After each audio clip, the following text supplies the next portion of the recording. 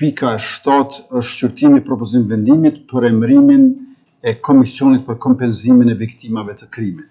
Për të garantuar zbatimin efektiv të ligjit për kompenzimin e viktimave të krimit dhe mbrojtjen e të drejtave të viktimave, propozohet emërimi i Komisionit për kompenzimin e viktimave të krimit. Ky mekanizëm është përgjegjës për shqyrtimin e kërkesave dhe vendimmarrjen lidhur me kompenzimin e personave që kanë pësuar nga veprat penale. Emërimi i tij siguron vazhdimsinë e funksionimit të sistemit të kompenzimit dhe forcimin e mbështetjes institucionale për viktimat e krimit. Për më shumë, e ftoj sërish Ministrin e Drejtësisë zonja Andonika Korvalla Shfars që ta merr fjalën.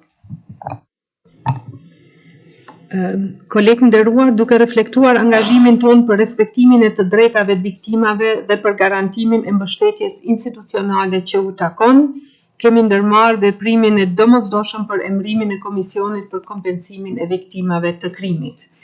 Kemi parasysh rëndësinë e garantimit zbatimit ligjeve në fushën e drejtësisë dhe nevojën për funksionim të pandërprerë dhe efikas të institucioneve.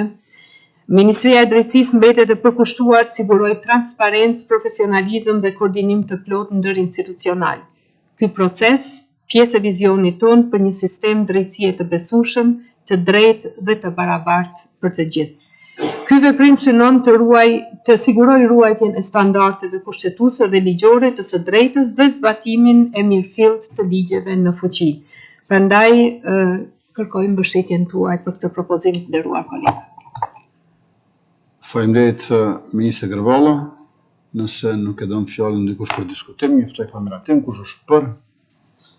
Faleminderit, kundër nuk ka, abstenim nuk ka, konstatojmë që miratohet.